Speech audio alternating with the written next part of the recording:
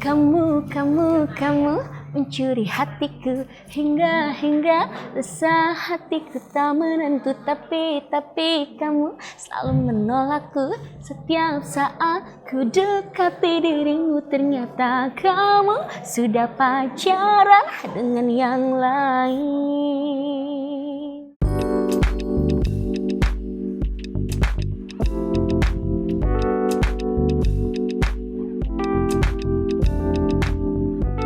Sebelum aku ke dangdut, aku dulu belajar lagu Mandarin dulu. Mandarin, abis itu aku olah vokalnya kayak cuma nyanyi lagu pop. Aku ikut lomba-lomba, terus ada tantangan disuruh nyanyi lagu dangdut supaya untuk juara 1, 2, 3. Tantangannya lagu dangdut, terusnya aku belajar lagu dangdut, dari situ aku suka dangdut. Waktu itu pernah ikut audisi dangdut, dulunya itu ikut waktu itu ya di salah satu televisi yang Stardut gitu. Cuman umur aku kayak masih muda banget, terus akhirnya ketahuan gitu deh, jadi kayak nggak boleh gitu. Sama ada acara kayak KDI gitu aku ikutan, tapi udah nggak masuk juga. Memang JKT48 itu taunya aku tuh suka nyanyi dangdut. Dari situ ada 3 orang teman aku, namanya Dike, Naomi, sama Cikarina. Cikarina itu tuh dari Jepang, itu bener-bener asli Jepang. Nah terusnya kan kita kayak pengen mempromosikan si Cikarina itu supaya dia tuh dikenal oleh masyarakat JKT48, masyarakat Indonesia. Ya udah, jadi kita bikin 4 dangdut itu benar-benar dari manajemen JKT48 gitu. Jadi aku yang mengajarkan 3 temanku itu, ngajarin dangdutnya, cengkoknya, ngajarin lagu Heavy Rotation didangdutin kayak gimana, lagu Fortune Cookies didangdutin kayak gimana, itu aku semuanya yang ngajarin gitu. Dulunya sih sebelum ada JKT48 dangdut itu memang aku 2 tahun sebelumnya memang pengen keluar, udah kayak udah cukup gitu kan. Terus akhirnya manajemen kayak bukan menahan ya, lebih ke sini aku pengen ada project baru nih gitu kan, gimana gitu. Oke, aku bilang ayo udah, oke, aku lihatlah ke depannya kayak gimana gitu kan. Dan kayak gitu pas tercipta 4 dangdut itu kayak aku kayak merasa gimana ya, karena kan aku yang ngebentuk sendiri, aku jadi kayak capek, nggak ada yang bantuin gitu. Sebenarnya tuh kayak gitu, nggak ada yang bantuin, capek, sedangkan aku harus mikir ini gimana sih, sedangkan itu kan 3 orang bener-bener nggak bisa nyanyi dangdut. Dan terusnya kalau misalnya kita tampil di TV, pasti yang di komen itu jelek banget sih, bisa gitu kan. Terus ada yang, ih apa sih JKT nggak bisa dangdut gitu kan. Itu banyak banget, ini gimana caranya, terus nggak ada yang bantuin gitu. Pas aku aku cerita sama manajemen, aku bilang aku mau udahan dulu aku gitu kan. Masih tetap ditahan dulu sih sebenarnya, cuman ya udahlah, aku bilang aku pengen solo karir sendiri gitu. Single pertama aku tuh Setia Apa Takut. Itu sebenarnya tuh masih ada kayak genre jedutnya, Jepang dangdut. Karena kalau kata manajemen dulunya awalnya tuh kayak biar image-nya Sandy tuh fans-fansnya nggak kaget katanya gitu, biar nggak langsung dari yang oi langsung ke tumplek gitu, langsung ke koplo gitu kan.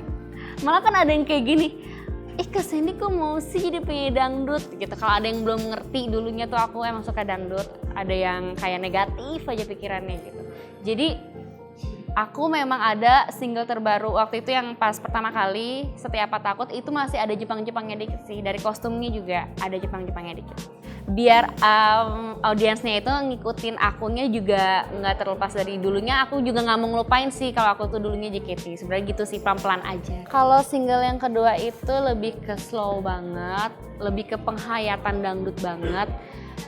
Karena kan judulnya itu Pintu Hati. Pintu Hati itu kayak sebenarnya kayak seorang wanita tuh menemukan cintanya. Jadi menemukan cinta sejatinya, yaitu dia tuh membuka pintu hatinya buat seseorang itu.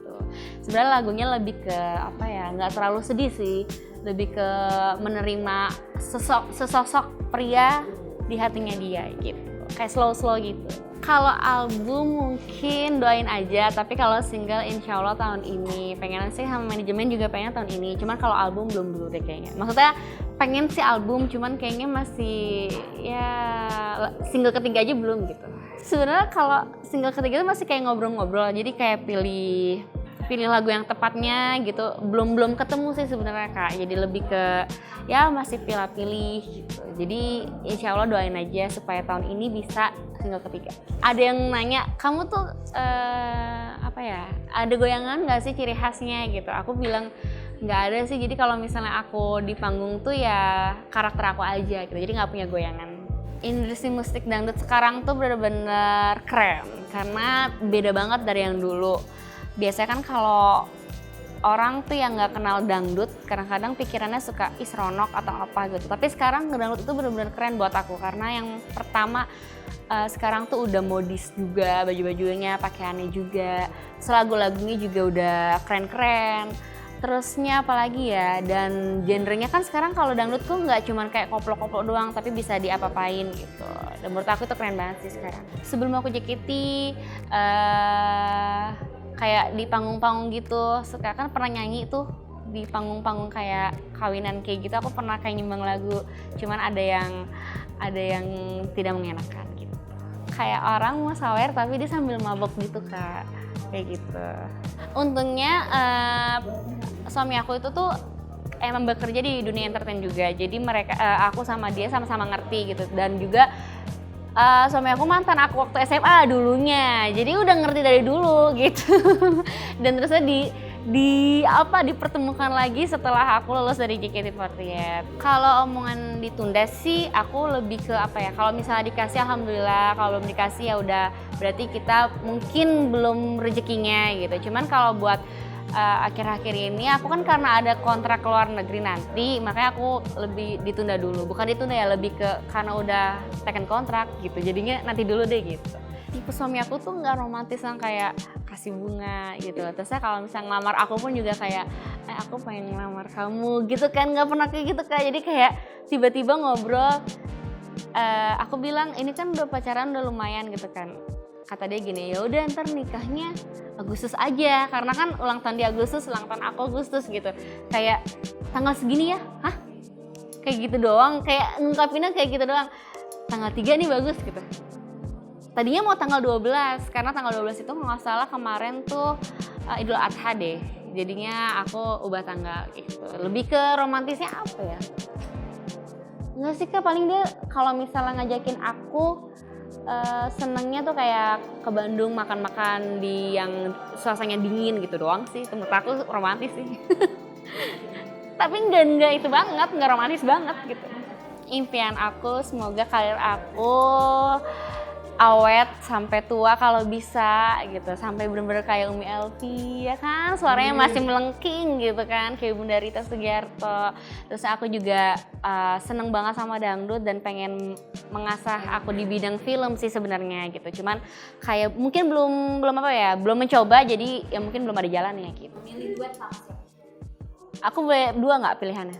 Oh boleh. Kalau Melayu aku pengen banget Siti Nurhaliza. Pengen banget karena dulunya aku ngefans banget sama Dato' Siti Nurhaliza. Kalau dangdut banyak banget. Ada Bunda ada Teh Ike, ada Kak Eri Susan. Tapi yang paling pengen banget sih sama Teh Ike sih. Aku udah pernah ketemu Teh Ike, cuman nggak pernah duet gitu. Jangan lupa dengerin single kedua, pertama dan kedua aku, Siapa Takut dan Pintu Hati di YouTube channel Potret Musik. Jangan lupa semuanya. Dah. Setiap saat ku dekati dirimu, ternyata kamu sudah pacaran dengan yang lain. Aku ingin menggodamu, bila saja kau mendekati. Tapi kamu selalu menolakku. Setiap saat ku dekati dirimu, ternyata kamu sudah pacaran dengan yang lain. Takut, kamu memang takut sesungguhnya. Diriku ingin bersamamu. Takut, kamu memang takut. Ngaku saja dirimu atau aku.